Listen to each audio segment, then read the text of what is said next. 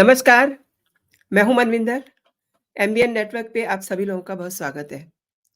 BJP की ओर से एक व्हिप जारी किया गया है, जिसमें दोनों सदनों में लोकसभा के सदस्यों को उपस्थित रहने के लिए कहा गया है। क्यों? 2 बातें हैं। एक, प्रधानमंत्री नरेंद्र मोदी बजट सत्र के आखिरी दिन यानी शनिवार 10 फरवरी को सदन को संबोधित कर सकते हैं। दूसरे, बजट के आखिरी दिन यानी शनिवार को बीजेपी ने चूँकि अपने दोनों सदनों के सभी सांसदों को मौजूद रहने के लिए कहा है, बीजेपी ने अपने सभी राज्यसभा और लोकसभा सांसदों को व्हिप जारी किया है। इसका मतलब शनिवार को संसद में कुछ बड़ा होने वाला है। वो बड़ा क्या हो सकता है? बजट सत्र का आखिरी दिन है और इस कार्यकाल का भी लोकसभा का आखिरी दिन है। राम मंदिर में रामलला के प्राण प्रतिष्ठा का कार्यक्रम हो चुका है 22 जनवरी को और ये देश के लिए सचमुच हर्ष और गर्व का विषय है। तो क्या इसी पे बात होगी? और पीएम मोदी किस विषय पे बोलेंगे? कयास बहुत चल रहे हैं और व्हिप जारी के होने के बाद से तो काफ़ी सारी चर्चाएँ शुरू हो गई हैं। प्रधानमंत्री नरेंद्र मोदी बजट सत्र के आखिरी दिन यानी शनिवार 10 फरवरी को सदन को संबोधित कर सकते हैं, ऐसा माना जा रहा है कि वित्त मंत्री निर्मला सीतारमण के संसद में पेश किए गए अर्थव्यवस्था की स्थिति को लेकर के श्वेत पत्र पे पीएम मोदी बोल सकते हैं। और श्वेत पत्र में क्या कहा गया है? उसमें कहा गया है कि कांग्रेस के नेतृत्व वाली यूपीए सरकार ने 2004 से 2014 में अंधाधुंध राजस्व व्यय, बजट के अतिरिक्त उधारी और बैंकों के एनपीए के चलते भारतीय अर्थव्यवस्था को पंगु बना दिया था। एनडीए की सरकार ने यूपीए सरकार की विरासत में मिली चुनौतियों को 10 वर्षों में सफलतापूर्वक उस पे काबू पाया है। ये बजट सत्र काफ़ी अहम है क्योंकि अप्रैल में लोकसभा चुनाव होने की संभावना है और आम चुनाव के कारण केंद्र सरकार ने 1 फरवरी को अंतरिम बजट पेश किया था। बजट को सरकार ने विकसित भारत का बजट करार दिया था। वहीं कांग्रेस के कई लोगों ने इस पे निशाना भी साधा और बजट कई मामलों को लेकर के इस चर्चा में प्रधानमंत्री नरेंद्र मोदी ने कांग्रेस पे, विपक्ष पे जबरदस्त निशाना साधा। दूसरी तरफ विपक्षी दलों ने कहा कि बेरोजगारी, महंगाई पर सरकार कुछ नहीं बोल रही है, ध्यान भटका रही है, ब्ला-ब्ला।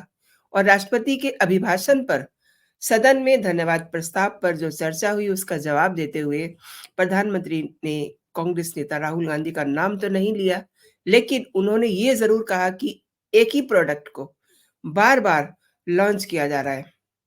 कांग्रेस परिवारवाद में उलझी हुई है। परिवारवाद को लेकर के उन्होंने कई और परिवारों पर भी फ़ोकस किया था, तंज कसा था। यूपीए सरकार के दौरान भ्रष्टाचार हुआ, ये भी उन्होंने कहा। हालाँकि इस बार पीएम मोदी ने कोई ऐसा मौका नहीं छोड़ा जब विपक्ष को उन्होंने आईना ना दिखाया हो और विपक्ष भी हर बार खिसिया कर रहे। यह भी माना जा रहा है कि मोदी श्वेत पत्र पर बोल सकते हैं।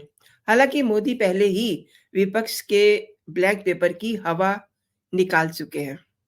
बजट सत्र के आखिरी दिन यानी कि शनिवार को बीजेपी ने अपने दोनों सदनों के सांसदों को व्हिप जारी करके वहाँ पूरे समय मौजूद रहने के लिए कहा है। उन्होंने राज्यसभा में बीजेपी के मुख्य सचेतक लक्ष्मीकांत वाजपेयी ने राज्यसभा के पार्टी सांसदों को कल राज्यसभा में उपस्थित रहने के लिए 3 लाइन का व्हिप जारी किया है। वहीं बीजेपी ने लोकसभा सांसदों को भी व्हिप जारी कर सदन में मौजूद रहने का निर्देश दिया है। तो संसद में कुछ बड़ा होने वाला है, इस बात को लेकर के चर्चाएँ शुरू हो गई हैं। आपको मैं वो पत्र दिखाती हूँ जो लक्ष्मीकांत वाजपेयी ने व्हिप जारी किया है। और